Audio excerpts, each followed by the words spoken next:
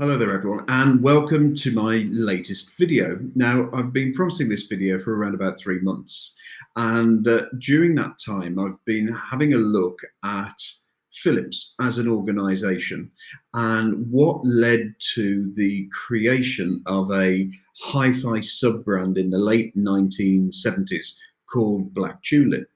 And the reason that I wanted to talk at some length about Philips and then Black Tulip as a sub-brand was because in the days that I was working in consumer electronics from the mid 80s through to around about, I don't know, 2002 or thereabouts, Philips had a real peculiar methodology to market. They were creating some of the finest consumer electronics, some of the most innovative products, but just as they did with compact cassette, and later they did it with DCC and even CD, is they couldn't quite get it out into the market, and they couldn't quite get worldwide customers to buy into their products. And this is something that in the 80s and 90s that I was really close to. So I'd see Philips consumer electronic items landing in my department store in the 80s, and at hi-fi exhibitions in the late 80s, and then on to working actually in the industry in the 90s. And I'd see these amazing innovations come through and land in stores, but simply not sell. And at the time, a lot of reviewers were looking at Philips items and saying, an amazing innovation, great technology, but it doesn't quite hit the mark. And this, unfortunately, is a little bit of a tale of the Philips organization as a whole, going back to when they started back in 1891. And Gerard and Frederick Philips were brothers who had a real passion for helping people out. They wanted to put electric lights into people's home in the Netherlands, where they first bought their factory in about 1892. And their whole philosophy was all about making people's lives better. And that became very much an internal ethos, if you like, in the firm, and later became part of their overall marketing branding. And if you look at the way that the company developed in the years after 1892, yes, it started off as home lighting, but then it became a huge organization, a huge sort of corporate monolith, if you like, which was doing lots of things. It had arms which branched off into consumer electronics and into healthcare and into personal care. It looked at creating innovative products for the home. So whether or not it was vacuum cleaners or electric toothbrushes or hair dryers, it was involved in lots of different market segments. And there were some parts of those markets that Philips did incredibly well within. So electric toothbrushes, for argument's sake, they were either first or second place behind Oral-B and Braun for many, many years. In personal care and healthcare, they were sort of second and third position for many, many years. And certainly within the healthcare sector, so within the business to business and commercial market, Philips were seen as a brand which was synonymous with quality, with after sales support, and won a lot of friends. But in the era that I'm talking about, in this late 70s to early 2000s, Philips, in my opinion, very much hit rock bottom. And what was the reasoning behind that? Well, some of it was their size. Philips were an enormous organization.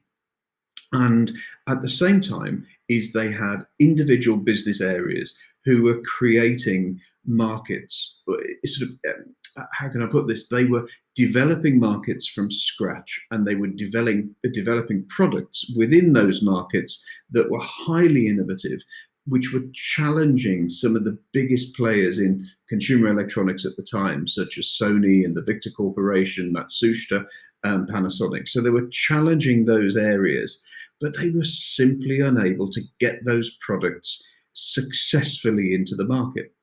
Now, I was seeing this firsthand. So whether or not it was me working in department stores in the mid 80s, or when I actually became part of JVC and worked for JVC, I actually saw these products landing at trade fairs with huge ballyhoo, amazing amounts of press coverage, whether or not that was about compact disc or latterly about DCC or Philips Black Tulip, which I'm going to talk about in a few minutes.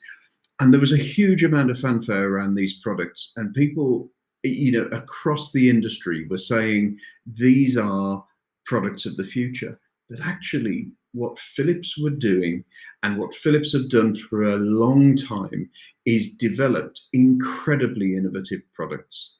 And they've got them into the market either just a little bit too late, or they've developed a product which someone else has then been able to license and bring to market more successfully.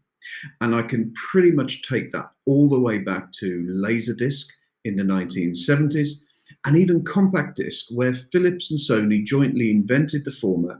And if you look at the two manufacturers and how they brought it to market and made products which were sexy and marketable, is they just undersold themselves. And I go right back to the first or second CD players that were in the market. And Philips had a player called the CD100, and Marantz had exactly the same player, of course, built in a Philips factory, called the CD63. One was finished in champagne gold, one was finished in silver. Both were top-loading machines. They were the identical machine with 15-track play, a really smart little player.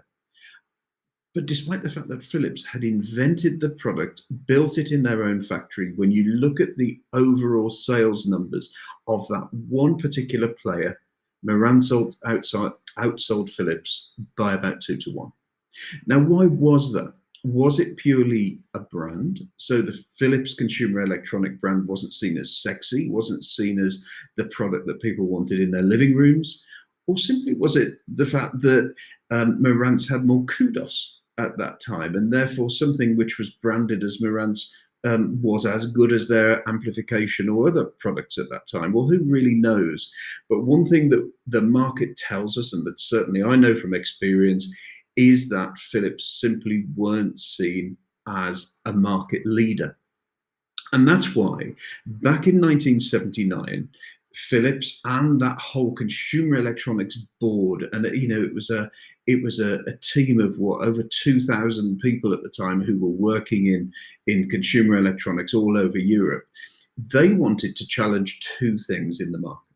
So they wanted to challenge the UK or the English manufacturers of hi-fi equipment, and they wanted to go up against that market, which was growing all of the time.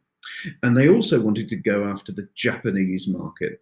Now, anyone that's seen my videos before will have seen my sort of synopsis of Super A amplification and brands such as Marantz and Sony and Denon, all of these players that were coming into the market that were taking chunks out of UK and Danish manufacturers. And Philips wanted a piece of the pie. And so a small team of people at Philips set about developing Philips HiFi, which was branded at the time Black Tulip. Now, the Black Tulip project dates back to around about 1976 or thereabouts. And in the days that music centers, so those big horizontal slabs of beauty that were sitting in people's living rooms, were just about looking a bit old-fashioned, and that people wanted something a little bit special.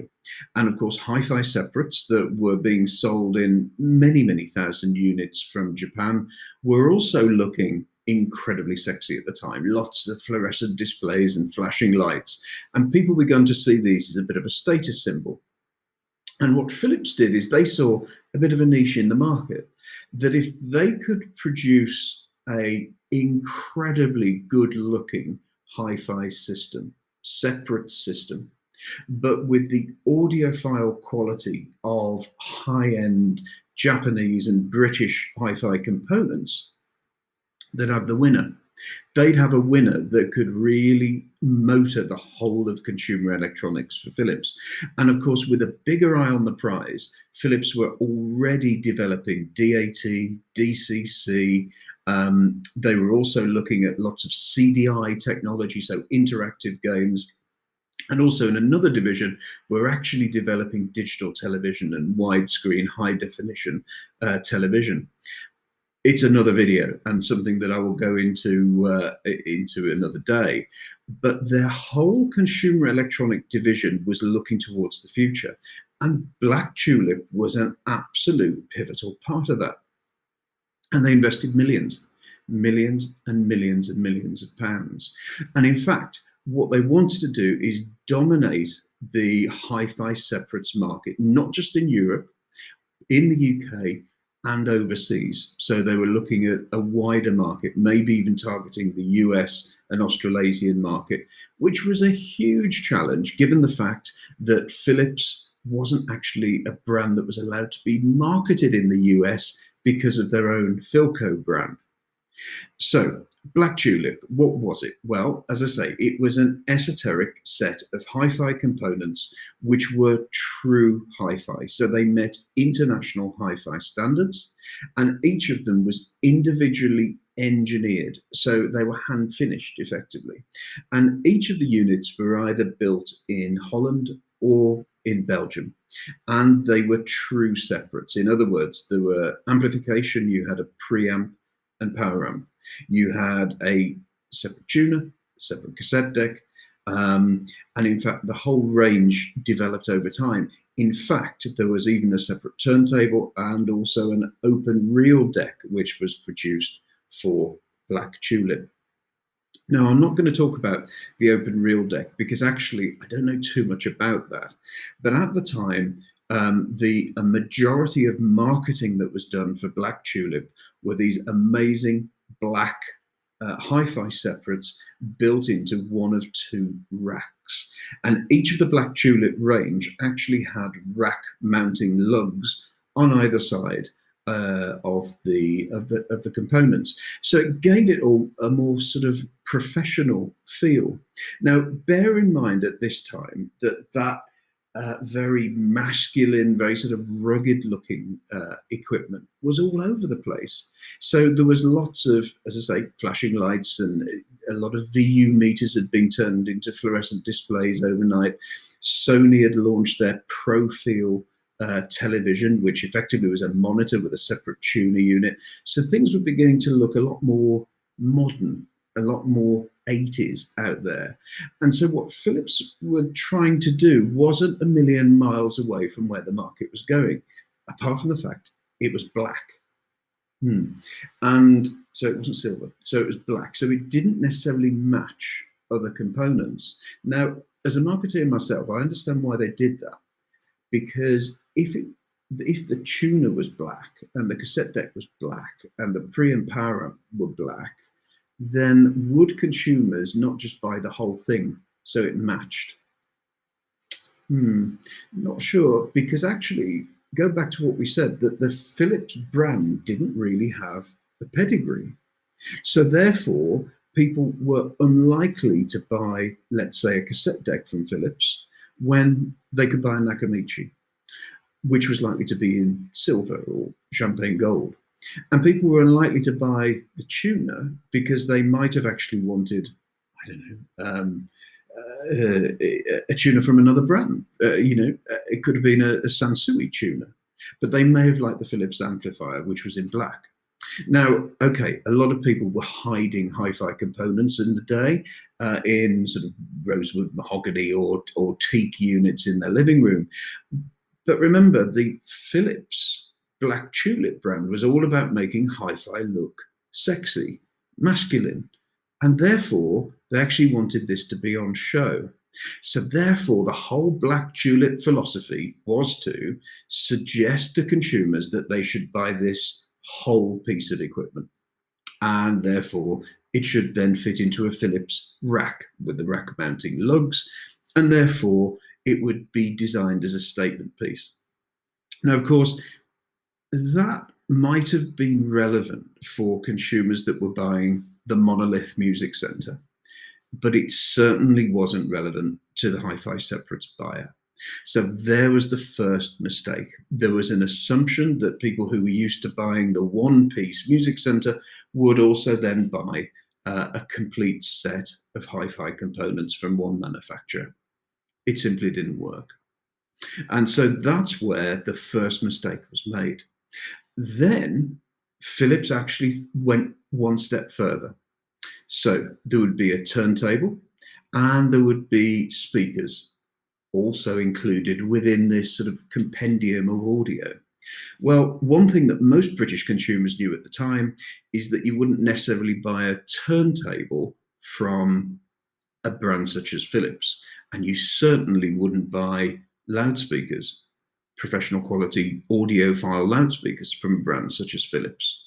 And so this idea of packaging hi-fi together with European quality loudspeakers and a European relatively lightweight direct drive turntable, that wasn't going to happen, because most likely you were buying a dual CS505 and you'd be buying Wharfedale or Kef or Haybrook or Griffin loudspeakers to go with this system.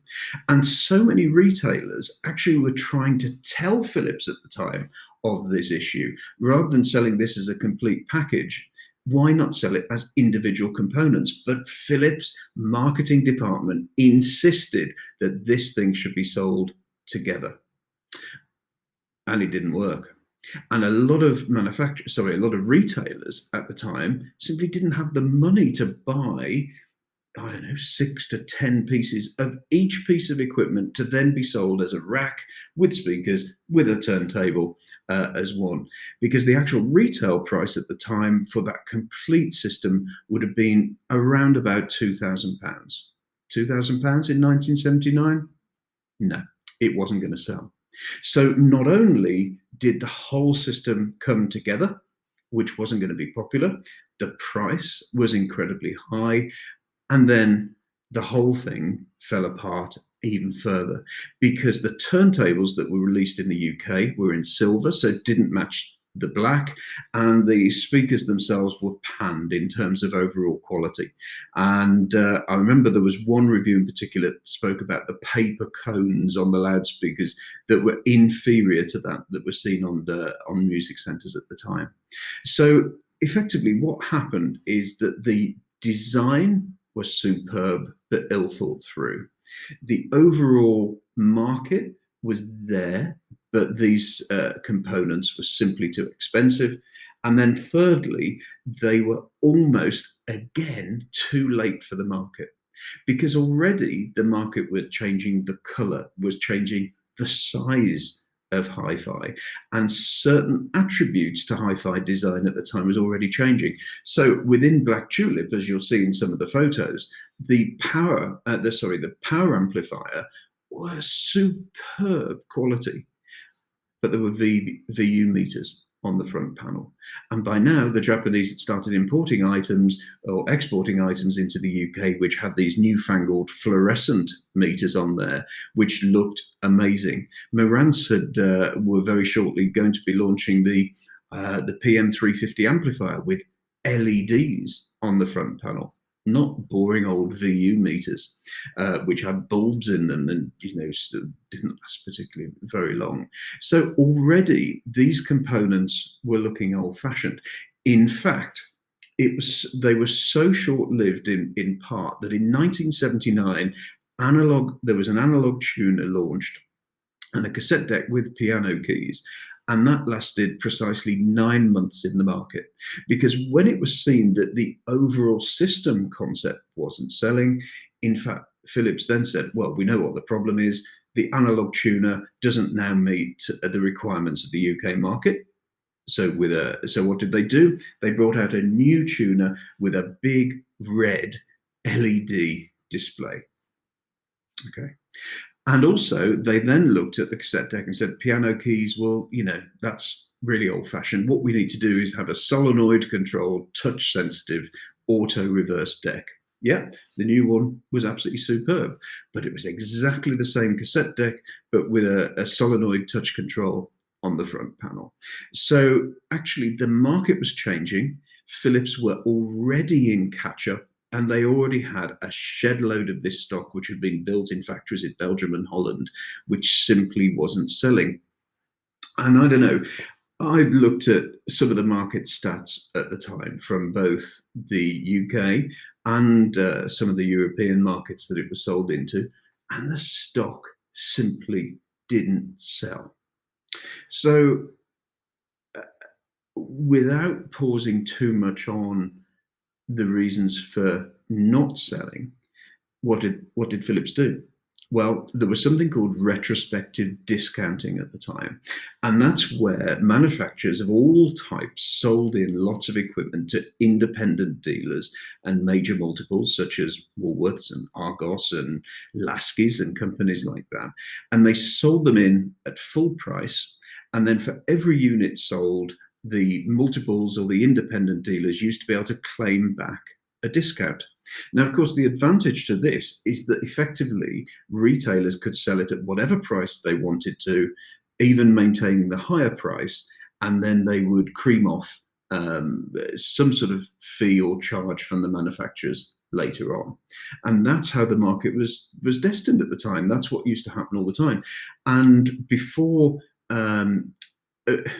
price fixing came a big subject within consumer electronics, you could literally find prices being maintained across the board, apart from in sale periods. Well, what actually happened with this Philips equipment is that when you look at the overall sales from 1979 to 1983, they were pretty low.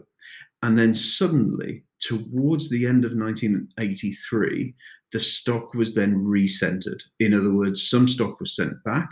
The stock that was sitting in warehouses then got sent to a number of different outlets in the UK and Europe. I think Conforama was one of them, or the early stages of Conforama within Europe. And then in the UK, it was actually sold to a catalogue distribution showroom. It was sold to Argos. Now, bear in mind at the time that a lot of this equipment was already out there in high-end department stores. So at the time in House of Fraser, a little bit in John Lewis and in Selfridges in Oxford Street and in Harrods, there was suddenly discounting all over the place. And I think in the end, Argos were selling £2,000 worth of really good quality hi-fi separates for less than £1,000. Now, that is a huge discount. And actually, at around about £1,000, these systems simply sold out overnight. And as I say, there was quite a lot of stock lying around. So Philips Black Tulip actually was incredibly successful.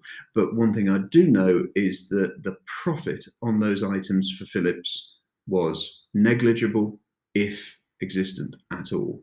Philips were giving retrospective discounts to dealers all over the UK and Europe in order to clear through this stock.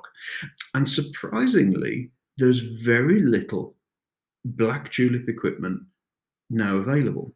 Now, I don't really know why. I don't know whether or not Black Tulip is still sitting in people's homes. So bearing in mind this stuff is 40 years old now.